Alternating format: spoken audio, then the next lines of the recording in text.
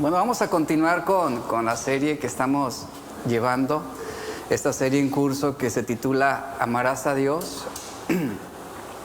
Y bueno, ya hemos hablado aspectos sobre lo que es amar a Dios con el corazón, ya hablamos también sobre lo que es amar a Dios con el alma. Hoy va a ser el tercer mensaje sobre el alma. Recuerde que un aspecto importante sobre amar a Jesús con nuestras almas es que en el alma reside el razonamiento, las emociones, la conciencia y la voluntad. Ya es algo que hemos tocado en temas anteriores. Y hoy con este tema, otro punto importante sobre amar a Dios con toda nuestra alma implica ser constantes en nuestro amor a Dios. El título de esta enseñanza es Almas inconstantes, almas inconstantes.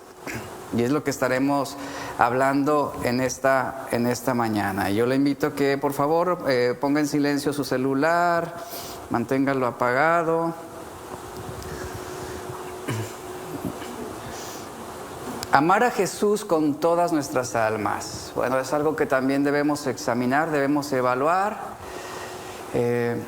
La Biblia nos pone un desafío muy claro con respecto a velar por nuestras almas en ese sentido, a mantenernos vigilantes para que nuestro amor hacia Dios pueda ser genuino.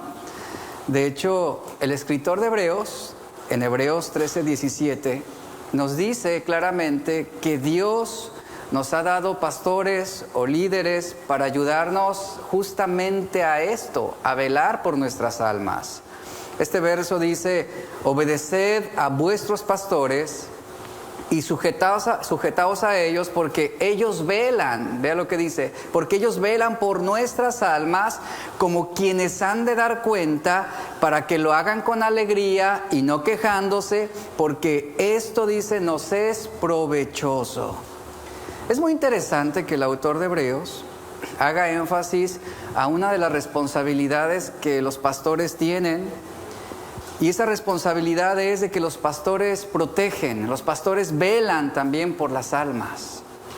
El autor de Hebreos pone una encomienda muy especial a las ovejas, y esta encomienda es que las ovejas deben mostrar sumisión a sus pastores, quienes las aman, porque son ellos quienes velan por la seguridad de sus vidas, de sus almas. Y es muy interesante esta analogía entre el pastor y la oveja, porque el Señor dice que la oveja debe mantenerse sumisa al pastor. Una oveja, en un sentido natural, es una oveja que puede perder todo sentido de la orientación, de la dirección. Una oveja puede caminar sin un instinto de supervivencia para encontrar al pastor. La analogía es que una oveja perdida camina alrededor cuando está extraviada, camina confusamente, impacientemente, angustiadamente. Y hablando sobre la naturaleza de esos animalitos, las ovejas por naturaleza se caracterizan por ser torpes, tercas y caprichosas. Y la oveja necesita de un pastor que la pueda guiar de regreso a casa. Cada pastor lleva una vara para mantener a la distancia a los lobos o depredadores, y lleva también un cayado para orientar al rebaño, a las ovejas. Y también un pastor lleva una honda que tenía un propósito muy práctico. Si la oveja, por ejemplo, comenzaba a dispersarse o comenzaba a vagar, el pastor agarraba esta honda, le tiraba una piedra que le diera cerca de la nariz para que regresara, para que volviera al redil. David, como pastor de ovejas, conocía muy bien la función de esta honda y de ese cayado y de esa vara. El trabajo de un pastor, como el autor de Hebreos lo señala, es la responsabilidad de velar por las almas, de velar por las almas de las ovejas, lo cual no es un trabajo fácil, es un trabajo difícil, porque las ovejas son animalitos tercos. Esa es la analogía que está presentando aquí, animalitos tercos, contumaces, empeñados en quererse salir del redil. Y siempre hay ovejas rebeldes, ¿verdad? En todo redil, siempre. Siempre habrá que ir a buscar a una perdida, ya que seguramente se habrá metido en dificultades, en lugares peligrosos o que son poco accesibles. Entonces el pastor debe mantenerse siempre vigilante para ver por su bienestar y por su supervivencia. Otro aspecto importante de esta analogía es que el pastor es quien las lleva a comer. Él es quien las lleva a verdes pastos. Llevarlas a beber agua también es importante, es la labor de un pastor. Las lleva a beber agua a un lugar donde no corra el agua para que no se asusten. El pastor también en ocasiones debe cargar a una o a otra oveja por cansancio o por enfermedad. El corral que había en las montañas, sobre el cual el redil se concentraba, era un círculo de piedras con una pequeña entrada. Y el pastor se ponía en la pequeña entrada de ese corral y con su cayado guiaba una por una para que entraran y así poder contarlas y examinar que estuvieran bien. El pastor debía quedarse a velar toda la noche para protegerlas de los depredadores. Debía descansar ahí mismo y esperar al otro día para continuar con esta rutina. En esta analogía que el autor de Hebreos nos presenta, nos está diciendo que los pastores son quienes velan por nuestras almas. Ellos son quienes van a dar cuenta. Por lo tanto, el trabajo y la labor pastoral no es sencilla, porque los pastores, número uno, deben proveer alimento. Una oveja solo come. Ellas no saben diferenciar entre plantas venenosas de las no venenosas. Por lo tanto, el pastor debe cuidadosamente protegerlas y llevarlas a pastos que sean ricos en nutrientes. Y el trabajo del pastor no es adular a las ovejas. No es darle lo que las ovejas quieren, sino alimentarlas, nutrirlas. ¿Para qué? Para que sean fortalecidas, para que puedan estar en un estado saludable. El pastor no está ahí para hacerles cosquillas en sus oídos, sino para nutrir sus almas. Ese es el trabajo primordial. Y aquellos que faltan o que fallan en alimentar a sus ovejas no están velando por sus almas. El pastor también es un guía, es lo que nos enseña esta analogía. Es un guía, al ser un guía es un líder, es quien dirige, es quien encabeza. Pablo desafió a los pastores en 1 de Pedro 5:2 diciendo: apacienten la grey de Dios que está entre ustedes, cuiden de ella, está diciendo. Y Dios ha confiado esa autoridad y esa responsabilidad a los pastores. ¿Para qué? Para guiar y para liderar el rebaño. Por lo tanto, todos los pastores serán responsables de cómo están guiando, de cómo están enseñando, de cómo están nutriendo. Pero también el rebaño debe ser, en ese sentido, dócil para poder seguir la voz del pastor. Los pastores son responsables de cómo enseñan. Pero las ovejas también son responsables de cómo escuchan, de cómo aprenden. También vemos en esta analogía que los pastores se presentan como protectores. Es decir, un pastor no va a solapar los pecados de la oveja, no va a solapar. Al ser las ovejas casi indefensas, ellas no pueden patear en el sentido natural. Ellas no pueden patear, no pueden arañar, no pueden morder, no pueden brincar, no pueden correr por sí mismas. Porque son incapaces de defenderse.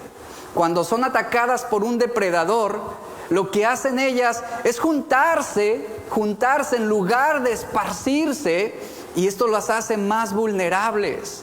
Por eso las ovejas necesitan de un pastor que las proteja para poder seguir viviendo. Y los pastores, ¿qué hacen? Protegen al rebaño. ¿Y de qué manera las protegemos? ¿De qué manera las protege en la iglesia? Las protege de enseñanzas que pudieran descarriarlas al error y a la herejía. Otro aspecto importante de esta analogía es que los pastores, como lo dice el autor de Hebreos, velan por las almas del rebaño. En un mundo tan peligroso, Cada día surgen nuevos movimientos, surgen nuevas iglesias con múltiples ideas, con múltiples doctrinas que seducen y que se hacen pasar por bíblicas. Y el pastor debe velar por las almas, en ese sentido, porque existen tantos peligros, tantas amenazas que alejan a las personas de Cristo y que pueden ser engañadas con pensamientos e interpretaciones de hombres que no aman a Dios. La Biblia, en esta encomienda a los pastores, la Biblia es muy clara y la instrucción es esta, como lo dijo Pedro: apacentad la grey de Dios que está entre vosotros, cuidando, dice, cuidando de ella. Esto que demanda Pedro es muy importante porque él está encomendando esta misión a los pastores: apacienten la grey de Dios. Por la vulnerabilidad de la oveja, cuiden de ellas. Y la salud de la grey depende de la fidelidad con que sus pastores cumplen con su ministerio. Ese ministerio, nos dice la Biblia, incluye presentarse como ejemplo de buenas obras en la enseñanza mostrando integridad, Tito 2, 7, 8. Este ministerio incluye también predicar la palabra, redarguir, reprender, exhortar con paciencia y doctrina, 2 Timoteo 4, 2. También incluye corregir con mansedumbre a los que caen en el error y que se oponen a la verdad, según 2 Timoteo 2:25. Y finalmente la misión, el ministerio pastoral también se le demanda quitar, y escuche esto, quitar a los perversos de entre la iglesia, según 1 Corintios 5, 11 al 13. Es así como todo pastor vela por el rebaño, vela por el redil, vela por las ovejas. Difícilmente una oveja va a entender las decisiones que toma un pastor, porque un pastor va a tomar decisiones para salvaguardar a todo un redil, para ver por el bienestar no de uno, sino de toda una iglesia. Y esa es la encomienda y la misión que el Señor encomienda a los pastores. Ellos son quien velan por nuestras almas. Están instruyendo, están enseñando, están corrigiendo con doctrina, con enseñanza. Pero aquí hay un punto importante. No solamente el pastor es quien vela por nuestras almas. La Biblia nos dice que también tenemos un enemigo, Satanás. Satanás que quiere gobernar nuestras almas, que está velando para encontrar esos puntos frágiles en nuestra vida y poder influenciar en nosotros. Primera de Pedro 5:8 nos dice que seamos sobrios, que velemos, porque nuestro adversario el diablo, como león rugiente, anda alrededor buscando a quien devorar. Él también se encuentra en vela, él no está descansando. El diablo, dice la Escritura, está acechando. Recordemos lo siguiente: él es el acusador, el calumniador, él es el padre de mentira. Él va a acechar el redil, buscando una oveja vulnerable, una oveja que sea débil, que esté confundida, que esté presentando dudas, que no tenga una fe bien afirmada en la verdad. Esa es la oveja vulnerable. Él va a calumniar para engañarnos y hacernos creer que no necesitamos a Dios, como lo hizo originalmente en el Edén. Y la lucha entre el cristiano y Satanás es en el ámbito de la verdad. Y el enemigo busca desacreditar la verdad de Dios y devorarnos con sus engaños y sus mentiras para tomar gobierno sobre nuestras almas. Si hay algo que es seguro en esta vida, es que nuestro enemigo también está velando por nuestras almas.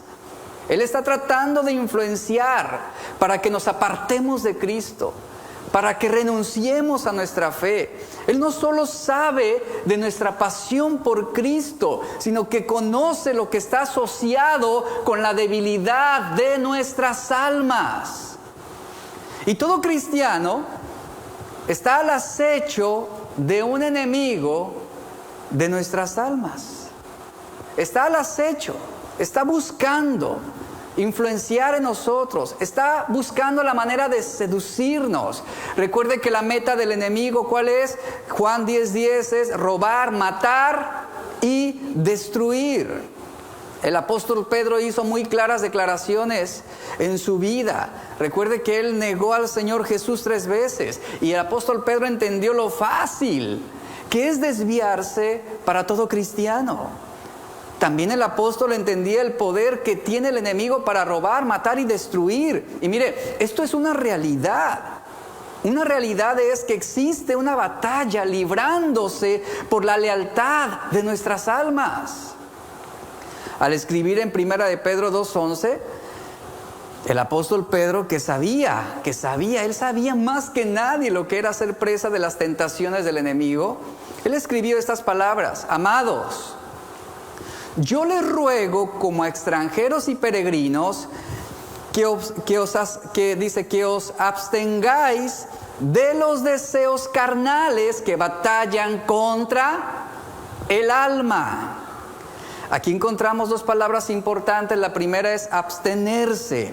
Esta palabra en el griego es mantenerse lejos. Es lo que Pedro está diciendo: manténganse lejos.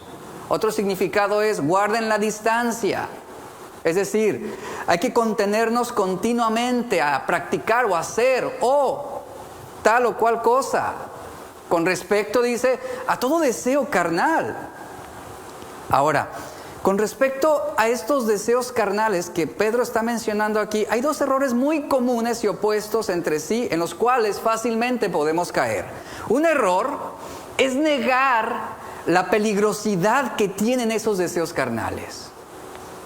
Y el otro error es tener una excesiva preocupación en ellos. Ambos errores son igualmente ventajosos para nuestra caída. Por eso el apóstol Pablo en 1 Corintios 10:12 nos dice: el que tiene la seguridad de estar firme, tenga mucho cuidado, no sea que caiga. No podemos confiarnos en nosotros mismos. No podemos estar seguros de que no vamos a caer, o que no vamos a renunciar, o que no vamos a negarlo. Y el apóstol Pedro también nos dice, absténganse, dice, de esos deseos carnales que están batallando contra el alma. Para poder amar a Dios con toda nuestra alma, debemos abstenernos, dice Pedro. Abstenernos de esos deseos carnales que están batallando en nuestro interior. Esta palabra batallar, lo que está diciendo, la implicación que tiene es que se está librando una guerra. Es una batalla dentro de nosotros. Ahora, en toda batalla, nadie podrá vencer a menos que se conozcan las estrategias de los adversarios. Y debemos saber que el enemigo está velando por nuestras almas y que él está como león rugiente buscando ese punto débil. ¿Cómo conocemos al adversario? Bueno, hay que comprender su filosofía, hay que comprender su modo de obrar, de manipular, de engañar. Muchos sabemos lo peligrosos que son los deseos carnales que están batallando contra el alma. Y no estaremos en condiciones de hacerles frente si ignoramos cuál es su naturaleza, sus planes, sus métodos, sus intenciones y sus artificios. Y en consecuencia, si ignoramos todo esto, seremos vencidos fácilmente. Adán y Eva fallaron porque fueron engañados. Ellos creyeron que podrían llegar a ser como Dios. Pero desde entonces el enemigo estaba velando por sus almas para hacerlas caer. Y la frase que usa Pedro, deseos carnales, está vinculada a las obras de la carne que el apóstol Pablo menciona en Gálatas 5:19 al 21.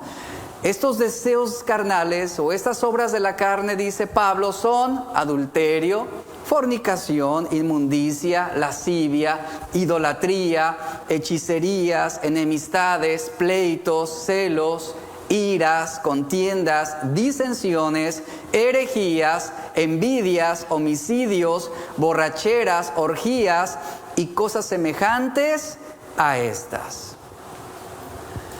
En el Nuevo Testamento, la carne representa mucho más que el cuerpo físico, representa mucho más que la naturaleza física del hombre. Implica e incluye también la naturaleza humana, aparte de Dios, que es el alma humana, es nuestra alma. Esa alma que aún no ha alcanzado esa perfección. Y el apóstol Pedro señala como deseos de la carne aquellos pecados característicos de esa naturaleza humana que surgen de nuestra alma. Si vamos a 2 de Pedro 2:14, vamos ahí por favor. Eso fue solamente la introducción.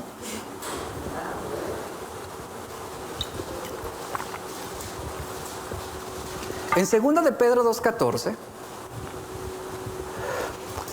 lea con atención lo que el apóstol Pedro, y estas palabras de Pedro son en un contexto sobre lo que él advertía de los falsos maestros. 2 de Pedro 2:14, él dice: tienen los ojos llenos de adulterio, no se sacian de pecar, y después señala una tercera característica: seducen a las almas inconstantes. Seducen a las almas inconstantes. Aquí Pedro advierte sobre el peligro que corren los que no están firmes en la fe. Las almas inconstantes, así las llama él. Un alma inconstante puede ser un buen cristiano que de repente pierde el equilibrio, o que puede dejar de discernir. Un alma inconstante son aquellos que son variables en sus creencias, que van y vienen. ¿Conoce cristianos que andan de una iglesia a otra? Y así andan, mire, brincando de una a otra. Llegan a una, se establecen un mes, algo no les gustó, no les pareció, hubo un conflicto, vamos a buscar otra iglesia. A la semana ya brincaron a otra. Y en un año ya visitaron todas las iglesias de la ciudad, esperando encontrar una iglesia perfecta. Esas son almas inconstantes. Van y vienen. Creen y dejan de creer. Almas inestables con un corazón dividido es lo que significa. Y un alma inconstante es un alma de doble ánimo, indeciso, es alguien de doble pensar, una doble moral. La palabra griega para inconstante es la palabra asterikros, que significa sin fijación, es decir, sin fijar un rumbo constante de vida, de creencia, de fe. Por lo tanto, fácilmente son vacilantes en sus convicciones, en sus creencias. Un alma inconstante es una que no tiene un objetivo definido. Dice creer en Dios, pero realmente no sabe ni por qué cree en Dios. Dice creer que Jesús es el Salvador y el mediador entre Dios y los hombres, pero no tiene claras convicciones sobre lo que cree y por qué lo cree. Un alma inconstante es aquella que se compromete a una cosa, pero fácilmente se va a mostrar insegura ante la primera adversidad. Un alma inconstante puede ser también aquella que hoy entrega su vida a Cristo, por decirlo de alguna manera, y mañana está haciendo todo lo que Cristo reprueba. Y esas almas inconstantes son aquellas que fácilmente justifican en su mente dos clases de pensamientos. Dos clases de pensamientos. Cuando justificas dos comportamientos diferentes, es lo que define esa inconstancia, esa mente dividida. Y la Biblia llama a esas almas inconstantes también como personas con un proceso de pensamientos vacilantes. Esos son los de doble ánimo. Santiago 4:8 nos dice: acercaos a Dios y Él se acercará a vosotros.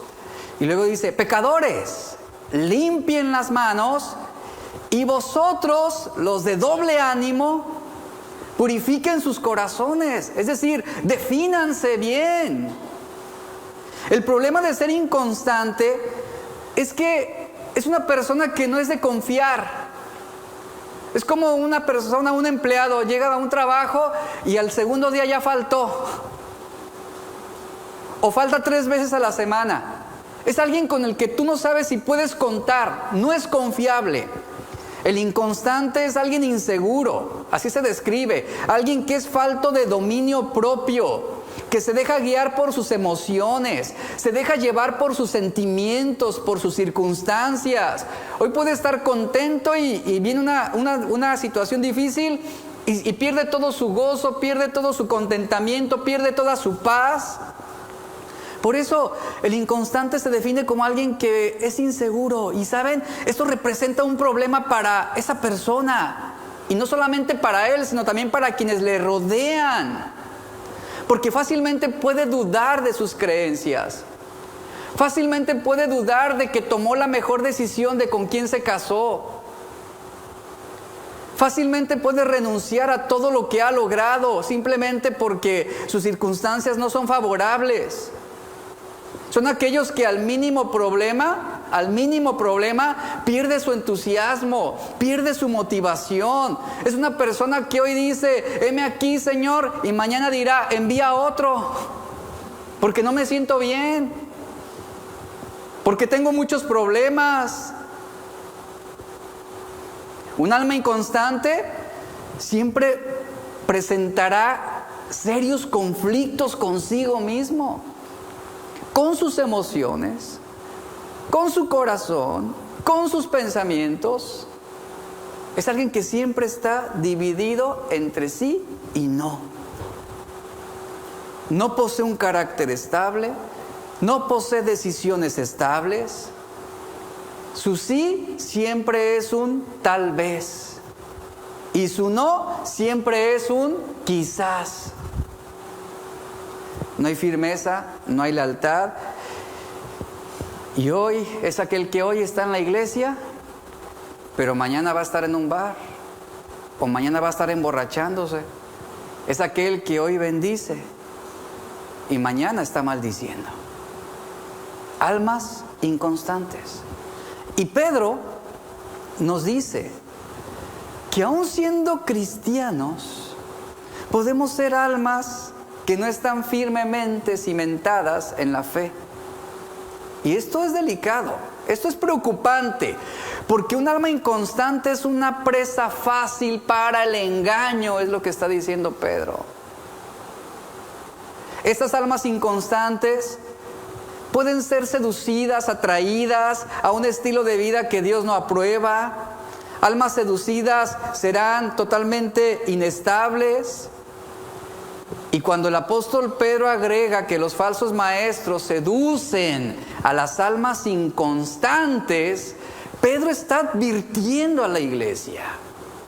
Está advirtiendo a la iglesia. Este es un motivo de preocupación, dice Pedro. ¿Por qué? Porque si no han echado raíces firmes en la fe, en sus creencias, en sus convicciones, si son muy volátiles, serán una presa fácil, escuchen, serán una presa fácil para morder el anzuelo del desánimo, el anzuelo del engaño, serán atraídos por los halagos del pecado. Es lo que está diciendo aquí claramente la Biblia. Las almas inconstantes, en pocas palabras, son aquellos que son fácilmente atraídos a las trampas de la inmoralidad. Y en Romanos 1 Pablo describe y habla mucho sobre esto. Son aquellos que van a entregar sus propias mentes, se van a entregar a sus propias mentes carnales y por consecuencia se van a negar a la obediencia a Cristo. Porque van a actuar en contra de los preceptos de Dios. Van a caminar siguiendo los deseos de la carne, siguiendo sus sentimientos, siguiendo sus emociones, permitiendo que sus circunstancias sean lo que dicte realmente sus convicciones. y van a seguir sus cursos pecaminosos. Y van a aumentar mayores grados de impureza y maldad. Por eso, un alma inconstante será muy difícil que pueda amar a Dios. Que pueda amar a Dios incondicionalmente. Es muy difícil. Un ejemplo de esto es la historia de Ananías y Zafira. Aquí tenemos el ejemplo de dos almas inconstantes. Ananías y Zafira, conocemos la historia en los primeros días de la iglesia, después de que Jesús había ascendido y después de que habían recibido el Espíritu Santo, esto en Hechos 1:2. Los nuevos cristianos, la iglesia, los cristianos de aquel tiempo, tenían una práctica muy común de aquella época. Ellos vivían en comunidad, en hermandad, se cuidaban unos a otros, disponiendo recursos y hasta propiedades para ayudarse mutuamente. Ananías y Zafira fueron dos personas que inicialmente mostraron mucha generosidad. Ellos decidieron mostrar este tipo de generosidad, vendieron un terreno a un buen precio. Sin embargo, acordaron que le dirían a la iglesia que estarían donando todo este dinero para beneficio de los demás. Pero después, ¿qué sucedió? Su sí se convirtió en un quizás vamos a dar una parte. Quizás vamos a dar algo, no todo, ya no todo. Ananías, dice la Biblia, que fue solo a presentarle el dinero a Pedro, quien por impulso del Espíritu Santo enfrentó a Ananías por su mentira. Pedro lo reprende por haberle mentido al Espíritu Santo. Y antes de que Ananías pudiera justificar y dar una respuesta o una excusa, dice la Biblia que Ananías cayó muerto. El mismo destino le ocurrió a su esposa pocas horas después. Este relato nos enseña, entre muchas otras cosas, una lección muy importante. Ellos cambiaron de opinión. Cambiaron de opinión. Se dividieron entre dos pensamientos. Al principio ellos habían dicho, vamos a ofrendarlo todo. Pero después, ya con el dinero en las manos, seguramente dijeron, no es mucho dinero. Se retractaron, cambiaron de parecer. No dieron constancia a la decisión y al compromiso que habían adquirido inicialmente. Y eso los llevó a mentir. ¿Y qué dijeron Ananías y Zafira? Mira, aquí está el dinero, es lo que se vendió, pero ellos se quedaron con gran parte de ese dinero. Y vemos cómo este matrimonio se extraviaron, cometieron aquí un gravísimo error, mostraron un doble ánimo y perecieron. Fueron seducidos por la avaricia. Eso es lo que está diciendo Pedro. Las almas inconstantes serán fácilmente seducidas al error, a la inmoralidad, al engaño. Santiago, en capítulo 1, versos 6 al 7, él dice que aquel que no tiene fe, es decir, aquel que no está afirmado en la fe, es porque duda. Así lo dice Santiago, es porque duda. Es decir, cambia de parecer fácilmente. Y todo el que duda, dice Santiago, es semejante a la onda del mar que es arrastrada por el viento y echada de una parte a otra. No piense pues quien tal haga que recibirá alguna cosa del Señor, ya que es persona de doble ánimo, dice, e inconstante en todos sus caminos. ¿Es obvio su doble ánimo? Es obvio lo que Santiago está diciendo acerca de la inconsistencia de aquello con lo cual nos hemos comprometido. Y en esta historia de Ananías y Zafira es muy claro lo que está pasando aquí. Ellos habían cambiado de parecer. Para mantener la farsa de su generosidad, ellos mintieron a Pedro sobre el precio de la venta de su propiedad. Y para hacer eso, ellos tuvieron que conspirar juntos para hacer creíble su historia. ¿Esto qué nos dice? Que ellos demostraron inconstancia en un pensamiento. El ser inestables en nuestra fe va a dar lugar a continuas dudas acerca de nuestra obediencia a Dios. Y tú vas a decir, pero ¿por qué tengo que obedecer a Dios en esto? ¿Pero por qué tengo que hacer aquello? ¿Pero por qué no puedo ver esto? ¿Pero por qué no puedo tener a estos amigos? ¿Por qué no? ¿Qué tiene de malo? Inconstantes, almas de doble ánimo. Y Santiago aquí nos da una clara ilustración acerca de las olas del mar, pero más que señalar las olas del mar, Santiago está hablando sobre la importancia de examinar nuestros corazones, sobre la vulnerabilidad que pudiera haber en nuestras vidas. Ahora, cualquiera de nosotros hemos estado a las orillas del mar y podemos entender con claridad el principio que él está enunciando sobre ese doble ánimo, ilustrándolo con olas del mar. Ahora pensemos en un momento en las olas. Todos hemos estado ahí en un acantilado, en una piedra, vemos cómo se golpean contra la roca, vemos cómo las olas tienen una fuerza imponente, incontenible, tienen poder, tienen fuerza, y cuando están enfurecidas, las olas son capaces de producir destrucción. Aquellos que tienen experiencia con la navegación saben que no es muy recomendable estar en el mar en medio de una fuerte tormenta. Pero aunque las olas tienen mucha fuerza, las olas no poseen ni autocontrol, ni dirección, ni voluntad propia. Es la analogía que está presentando Santiago aquí. Son la manifestación visible de las fuerzas del viento y de las mareas. Las olas no escogen la dirección en que se mueven, sino que son impulsadas por una fuerza mayor que ellas. Esto es lo que define a esa alma inconstante, a esa persona de doble ánimo. Hoy puede estar contento con Dios. Hoy puede estar diciendo, yo doy gracias a Dios por todo lo que Él me da, por lo que recibo, por lo que me añade. Y el día de mañana estará quejándose de otras cosas que no tiene, mostrando ingratitud hacia todo lo que no puede recibir o no le ha sido concedido. Y así como las olas, así están.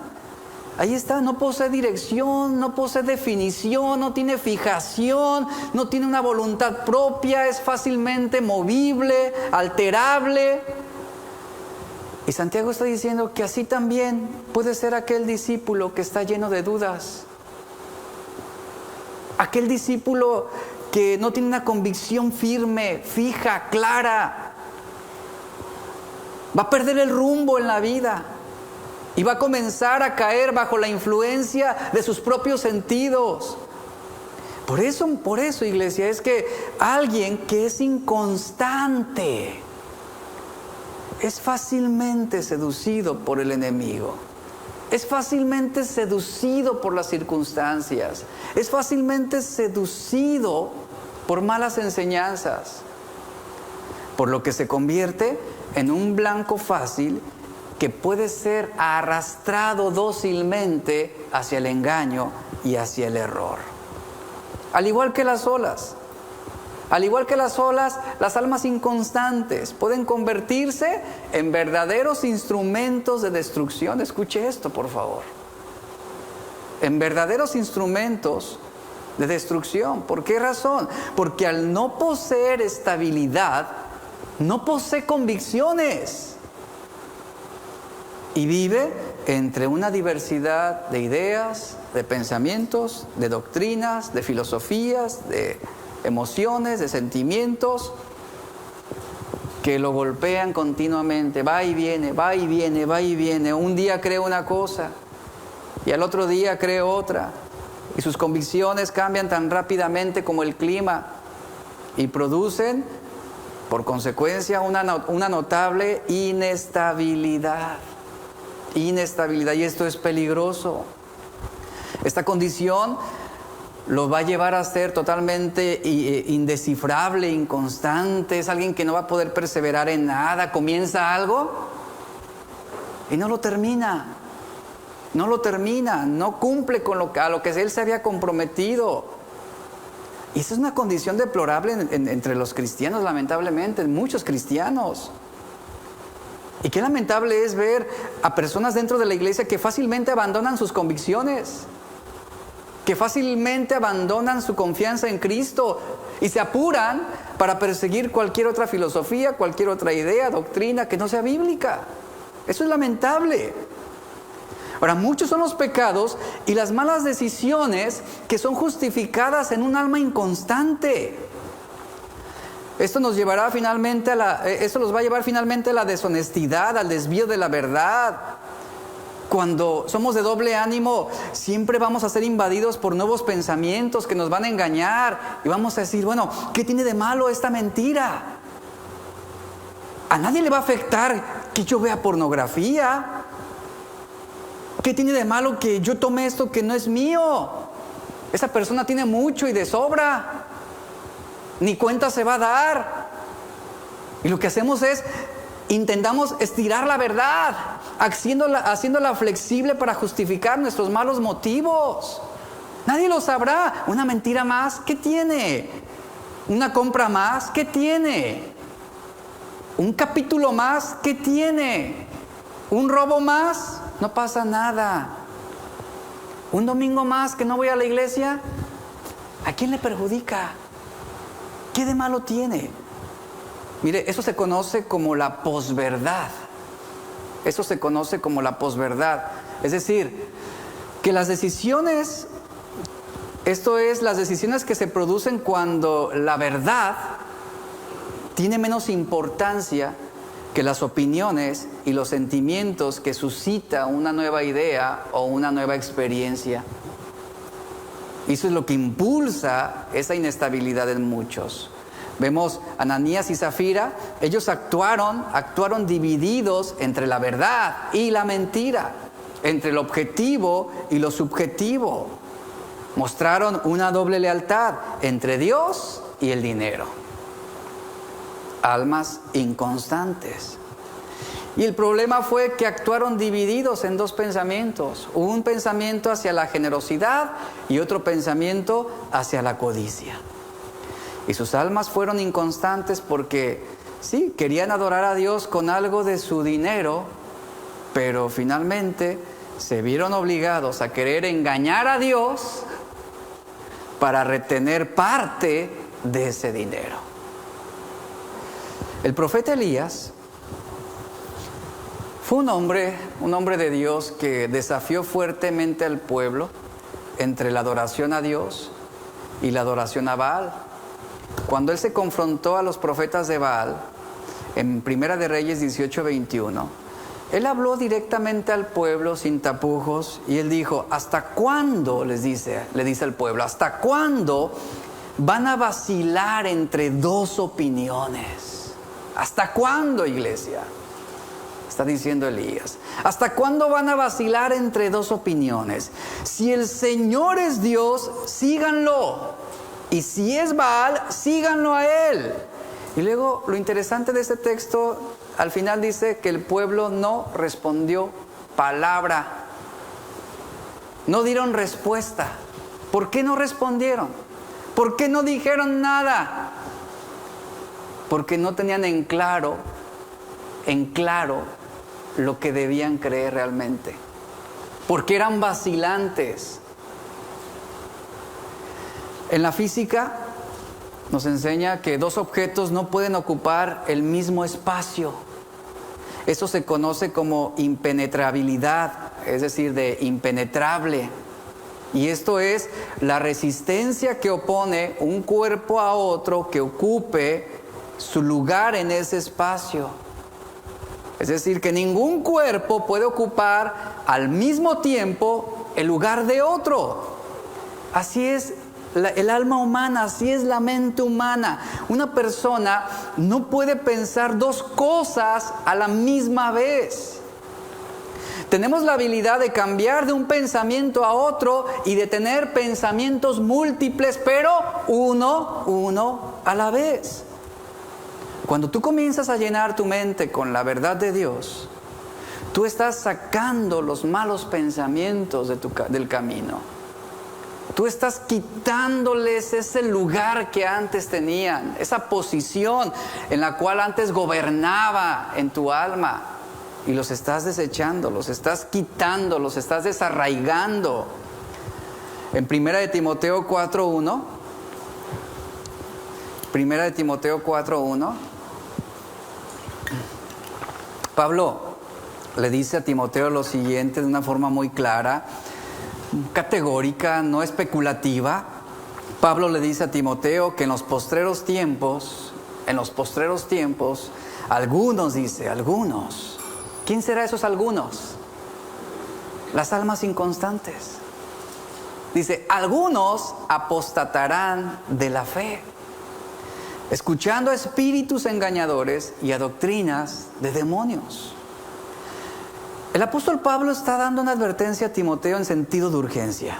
Y le está diciendo, Timoteo, debes saber y enseña esto a los hermanos, que habrá espíritus engañadores por todo nuestro alrededor, enseñando doctrinas de demonios, es decir, hablando mentiras, falsedades.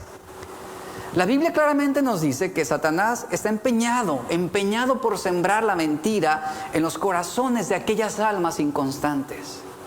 De esos algunos que terminarán apostatando. La Biblia nos dice que Satanás está ahí trabajando, buscando al débil, buscando a aquel que es vulnerable, buscando a aquel de doble ánimo que es inconstante. Y los hay, y lo hemos visto en la Biblia. Hemos visto casos de almas inconstantes en la Biblia. Por ejemplo, como Judas. Él fue un alma inconstante. Traicionó al Señor a cambio de 30 monedas de plata. Tenemos también a un amigo muy cercano de Pablo que fue Demas, quien lo abandonó. Y la Biblia dice que abandonó a Dios por amor a este mundo. Y también la Biblia nos habla de aquellos falsos discípulos en Juan 6:66 que se apartaron, dice la Biblia, y ya no quisieron seguir a Jesús. Esas son las almas inconstantes que terminan apostatando. Y Pablo está diciendo a Timoteo, algunos van a apostatar de la fe. Esos algunos, repito, son aquellas almas que no están afianzadas en la verdad, que su fe no está anclada firmemente en Cristo. Esas son las almas inconstantes. La palabra apostatarán viene del griego apistemi, que significa irse de o quitarse de la posición que originalmente se ocupaba. Es lo que está diciendo, es lo que significa apostatar. Y en sentido práctico este término se está refiriendo a un cambio de opinión. Se está refiriendo a un cambio de pensamiento que busca una salida intencionada y deliberada desde una posición anterior. En el sentido espiritual, se está refiriendo a quienes vacilaron entre dos pensamientos y tomaron la decisión deliberadamente de rechazar la verdad. Jesús usó este verbo cuando señaló a algunos que oyen solamente el Evangelio como aquella semilla que cayó en el suelo pedregoso. Dice en Lucas 8:12 y 13, los de sobre la piedra son los que habiendo oído, reciben la palabra con gozo. Pero estos no tienen raíces, es decir, almas inconstantes. Dice, no tienen raíces. Indefinidos, no están cimentados, no están firmes. Y luego dice Jesús, creen por algún tiempo y en el tiempo de la prueba, ¿qué hacen? Se apartan. Es lo que está hablando aquí. Por eso no perseveraron. Por ese motivo, las almas inconstantes son las fáciles de seducir. Porque van a actuar como Judas, a quien no le fue difícil creer, pero que deliberadamente abandonó la fe que había profesado por sus propios intereses. Y Pablo le dice a Timoteo, también escucharán a espíritus engañadores. Esta palabra escucharán viene del término griego prosecho, que es un verbo que implica más que oír. Significa dedicarse a, aferrarse ¿a qué? A enseñanzas y a ideas errantes. Aquí Pablo le llama a los demonios como los engañadores, que hacen que los hombres vacilen entre la verdad y el error, aferrándose a doctrinas que conducen a errores con fines perversos. Así que los cristianos pueden, a través del engaño, ser vacilantes en su fe. Esto es muy claro y lo sabemos.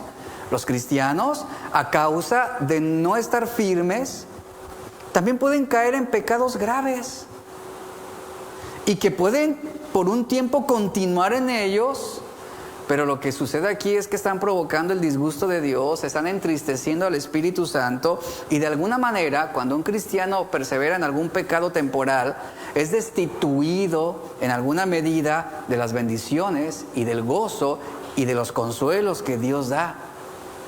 Y el corazón de ese cristiano comienza a endurecerse, y se endurece sus conciencias también, se endurece su conciencia, y traen de alguna manera un juicio temporal sobre ellos mismos, y esto los hace reprensibles delante de Dios. Por eso muchos son apartados de la verdad por ser inconstantes en todos sus caminos, y esto es peligroso. Y quiero terminar con esto.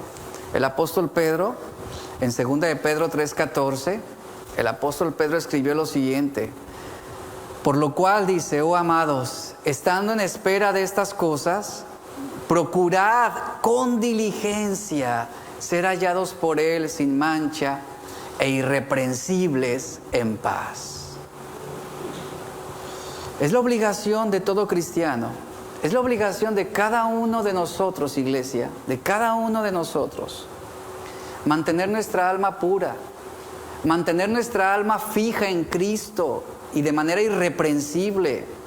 Este proceso requiere un esfuerzo muy específico de nuestra parte, de perseverar también en la fe y la confianza en el Señor.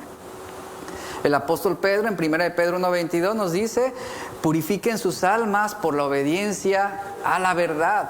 Es la manera como nuestra alma va a ser purificada también del error, del engaño, de la seducción, de la inconstancia. Vamos a purificar nuestras almas por la obediencia a la verdad. Ahora, si vamos a mantener nuestras almas puras, tenemos que aprender a caminar en obediencia a la verdad de la palabra de Dios. Entonces, amar a Dios con toda el alma, implica ser constantes, implica ser definidos en nuestras creencias, en nuestras convicciones. Implica tener esa fijación en Cristo, puestos los ojos en Jesús, quien es el autor y el consumador de la fe, dice la Biblia. Si amamos al Señor con toda nuestra alma, tendremos que hacer el esfuerzo para purificar esas almas, nuestras almas, de todas las impurezas. ¿Y cómo se purifica el alma? ¿Cómo lo dice Pedro? Se purifica afirmándonos en la verdad que nos limpia. Jesús mismo lo dijo: santifícalos en tu verdad, santifícalos en tu palabra. Tu palabra es verdad, es la verdad que purifica, es la verdad que limpia. Resolución número 10 de este año: amar a Dios con toda nuestra alma significa ofrecerle a Él un alma que sea pura, sin mancha, sin arruga. Si usted lo ama con toda su alma, no querrá tener nada en su vida que le desagrade a Él o que lo aleje de Él. Y haremos todo lo que esté a nuestro alcance, es lo que significa. Haremos todo lo que esté a nuestro alcance para honrar a Dios con nuestras actitudes, con nuestro carácter, con nuestras emociones, con nuestros pensamientos, con nuestras decisiones. Lamentablemente, en muchos cristianos predomina la inconstancia, almas inconstantes, almas sin fijación, almas que no saben lo que creen. Y aquí es donde debemos realmente, si queremos amar a Dios con toda el alma, debemos establecernos, debemos fijarnos, porque de lo contrario, Tú escucharás una enseñanza que no sea bíblica, pero sí atractiva, y vas a ser seducido. Vas a ser convencido por una herejía o por un mal pensamiento, y serán seducidas esas almas inconstantes. Y como lo mencioné, son de las que Pablo advierte a Timoteo. Y esas almas inconstantes son las que terminan negando la fe, las que terminan apostatando. Así que examinemos nuestras vidas y nuestros corazones. Si este año queremos amar a Dios por sobre todas las cosas, debemos ser constantes y definidos en lo que creemos. Vamos a orar. Señor, te damos gracias por tu palabra en esta hora. Agradecemos por lo que tú hablas a nuestros corazones, por tu verdad. Agradecemos por tu palabra que nos ministra y nos hace entender y ver tantas cosas, Señor, tantas cosas.